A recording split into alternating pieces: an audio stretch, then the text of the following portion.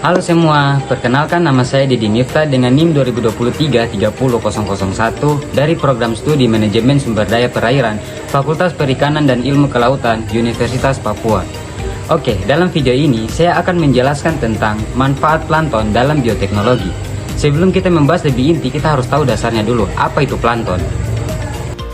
Plankton adalah organisme mikroskopis yang hidup melayang atau mengapung di perairan, baik air laut maupun air tawar, dan tidak dapat bergerak melawan arus. Akan tetapi, plankton tidak dapat dilihat dari kasat mata, melainkan menggunakan alat yang bernama mikroskop. Istilah plankton berasal dari bahasa Yunani, yaitu planktos, yang berarti pengembara atau penghanyut. Plankton terbagi menjadi dua kategori utama, yaitu fitoplankton dan zooplankton. Fitoplankton adalah plankton nabati atau tumbuhan yang melakukan fotosintesis, berfungsi sebagai produsen utama dalam ekosistem perairan. Dan zooplankton adalah plankton hewani yang mengandalkan fitoplankton atau organisme lain sebagai sumber makanan. Nah, sudah tahu kan apa itu plankton? Selanjutnya kita akan membahas tentang manfaat plankton dalam bioteknologi. Dalam bidang bioteknologi, plankton memiliki banyak manfaat yang signifikan.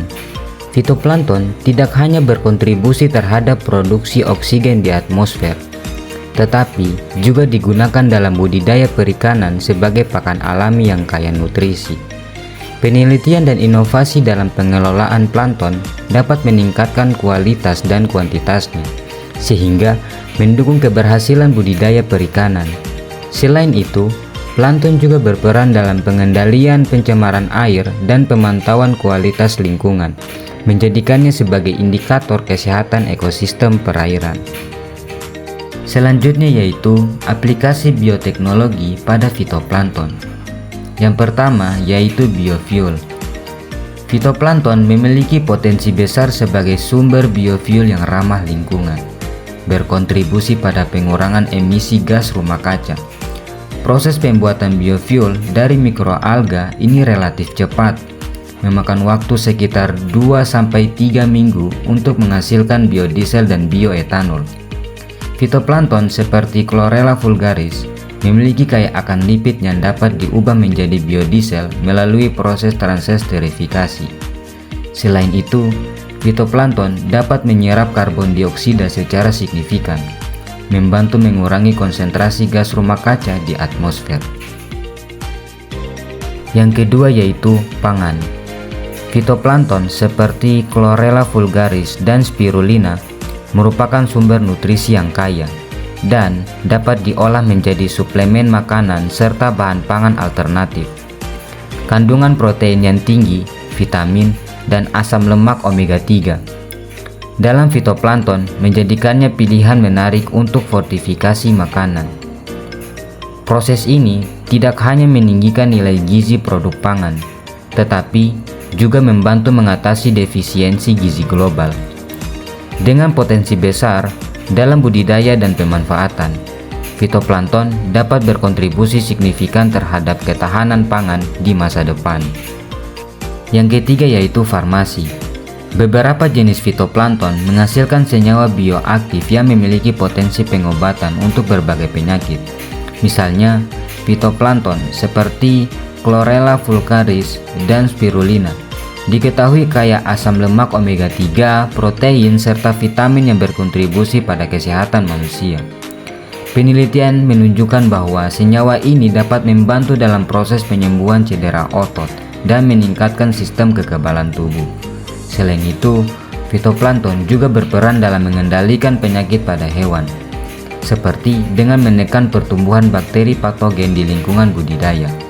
Potensi ini menjadikan fitoplankton sebagai sumber daya berharga dalam bidang farmasi dan kesehatan. Selanjutnya, aplikasi bioteknologi pada zooplankton. Yang pertama, sebagai pakan ikan. Zooplankton berkualitas tinggi memainkan peran penting dalam meningkatkan pertumbuhan dan kesehatan ikan dalam budidaya.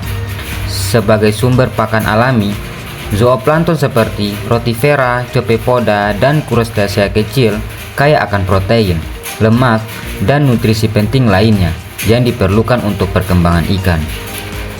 Pemberian pakan zooplankton dapat meningkatkan laju pertumbuhan ikan, memperbaiki konversi pakan, dan mendukung sistem kekebalan tubuh, sehingga mengurangi risiko penyakit. Selain itu, zooplankton juga berkontribusi pada kualitas air dalam kolam budidaya dengan membantu menjaga keseimbangan ekosistem. Yang kedua yaitu sebagai bioindikator. Zooplankton berfungsi sebagai bioindikator yang efektif untuk memantau perubahan lingkungan dan polusi di ekosistem perairan. Sebagai organisme yang sensitif terhadap fluktuasi lingkungan, perubahan dalam komposisi dan kelimpahan zooplankton dapat mencerminkan kondisi ekosistem yang lebih luas, termasuk dampak dari polusi dan perubahan iklim. Penelitian menunjukkan bahwa variasi dalam suhu, salinitas, dan kualitas air dapat mempengaruhi komunitas zooplankton, yang pada gilirannya berdampak pada rantai makanan dan kesehatan ekosistem secara keseluruhan.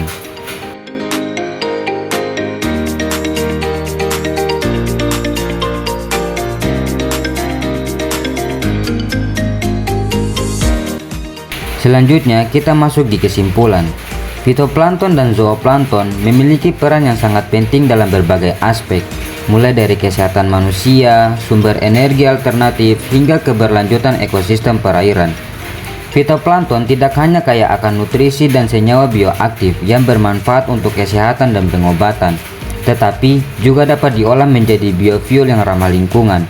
Di sisi lain, zooplankton berfungsi sebagai pakan berkualitas tinggi yang mendukung pertumbuhan ikan dalam budidaya, serta sebagai bioindikator yang efektif untuk memantau perubahan lingkungan dan polusi. Dengan demikian, pemanfaatan kedua jenis plankton ini dapat berkontribusi secara signifikan terhadap ketahanan pangan, keberlanjutan lingkungan, dan kesehatan masyarakat.